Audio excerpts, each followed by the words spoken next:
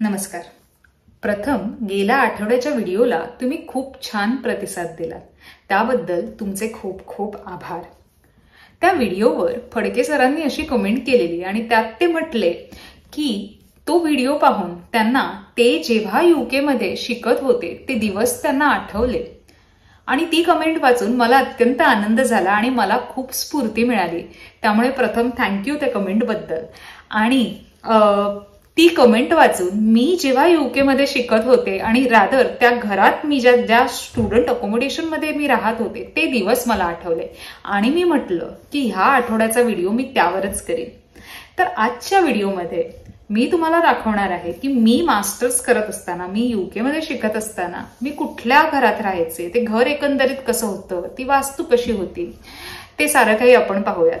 ह्यात वापरले जाणारे व्हिडिओ क्लिप्स, फोटोज जरी जुने जरी असले, थोडेसे जुने जरी असले तरी तुम्हाला ते बघायला खूप आवडेल. चला. इंग्लंडच्या कॉव्हेंट्री शहरातील हे घर. वास्तूबद्दल सांगायचं झालं तर ते घर अतिशय मोठं होतं. 10 बेडरूमचं घर होतं. 10 बेडरूम्स, 2 किचन आणि 4 टॉयलेट बाथरूम असं ते घर होतं. खाली बेसमेंटमध्ये 2 खोल्या, 2 इंडिव्हिज्युअल सेपरेट रूम्स, 1 किचन आणि 1 टॉयलेट बाथरूम. ग्राउंड फ्लोअरवर एक लिव्हिंग रूम, चांगला मोठा लिव्हिंग रूम, चांगलं मोठं किचन, 1 टॉयलेट बाथरूम आणि 1 रूम. पहिल्या मजल्यावर 4 रूम्स, 1 टॉयलेट बाथरूम आणि दुसऱ्या मजल्यावर 3 रूम्स आणि 1 टॉयलेट बाथरूम. अशी ती मोठी वास्तू होती. आणि या मोठ्या घरातील सर्वात मोठी रूम ही पहिल्या मजल्यावरची, ज्यात मोठ्या खिडक्या दिसत आहेत ना, ती सुदैवाने मला मिळाली. चला आता तुम्हाला घराच्या आत घेऊन जाते. इतक्या मोठ्या घरात मी इतर अनोळखी 9 जणांसोबत कशी राहणार ही सुरुवातीला खरं माझ्या मनात शंकाच होती.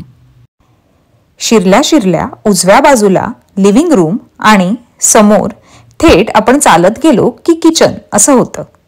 यासोबत ग्राउंड फ्लोअरला 1 रूम आणि टॉयलेट बाथरूम असं होतं. इथे पुढे डाव्या बाजूस बेसमेंटला जाण्याचा रस्ता होता, जिथे अजून खाली 2 रूम्स होत्या. ह्या घरात सुद्धा ऑटोमेटेड लाइटिंग सिस्टम्स होते, म्हणजे आपण ज्या एरियात गेलो की लाईट आपोआप लागायची. दोन्ही बाजूला छान मोठा ओटा होता आणि इथे पाटचं दार सुद्धा होतं. पाठी छान असं मोठं अंगण होतं आणि म्हणजे तिथे तुम्ही छान, पाऊस नसेल तेव्हा खुर्ची वगैरे घेऊन बसू शकतात किंवा पुस्तक वाचू शकतात किंवा व्यायाम करू शकतात. खूप छान आणि अशी मोठी जागा होती. किचनमध्ये बेसिक फॅसिलिटीज सगळ्या होत्या. Microwave, oven, washing machine, dryer बेसमेंटमध्ये होतं, 2 फ्रिज वगैरे. हे घरातील मोठं किचन. पण घरात अजून एक किचन होतं बेसमेंटमध्ये, पण ते अतिशय लहान होतं, म्हणजे या किचनचं जणू पावभाग असेल. त्यामुळे बेसमेंटमध्ये राहणारी 2 मुले तो खालचा किचन वापरायचे आणि बाकीची 8 जण हा वरचा किचन वापरायचे. लिव्हिंग रूम मध्ये बसायला छान 3 मोठे सोफा सेट्स ठेवलेले आणि जेवणासाठी एक छान डायनिंग टेबल असं त्यांनी दिलेलं. आता आपण वरच्या मजल्यावर जाऊया, जिथे माझी रूम होती. हा जिना म्हणजे या घरातील कसरतीचं एक साधनच होतं. रोज सतत वर खाली करायचं म्हणजे झालंच. पहिल्या मजल्यावर 4 रूम्स होते. माझ्या पाठी 1 रूम आणि ह्या इतर 2. ह्यातली कुठलीच रूम माझी नाही आहे. ही जी एकदम समोरची रूम दिसते त्याच्या अगदी डाव्या बाजूला एक दरवाजा होता, ती माझी रूम. ग्राउंड फ्लोअरच्या लिव्हिंग रूमच्या अगदी वर लिव्हिंग रूम इतकीच मोठी अशी माझी ही रूम होती. मोठ्या खिडक्या असलेली, हवेशीर आणि प्रशस्त अशी ही खोली होती आणि रूमला साजेसं असं त्यांनी फर्निचर अरेंजमेंट ठेवलेली.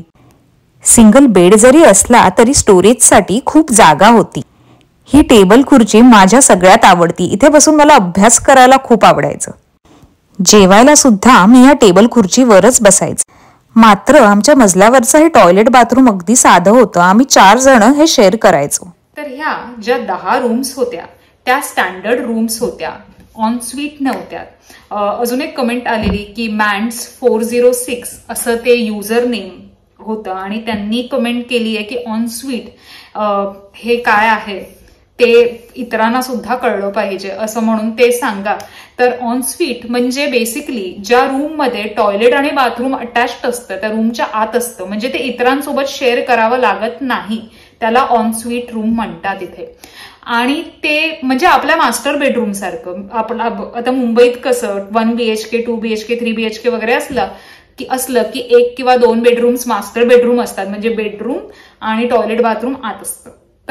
तसं त्या रचनेला ऑन स्वीट रूम्स म्हणतात.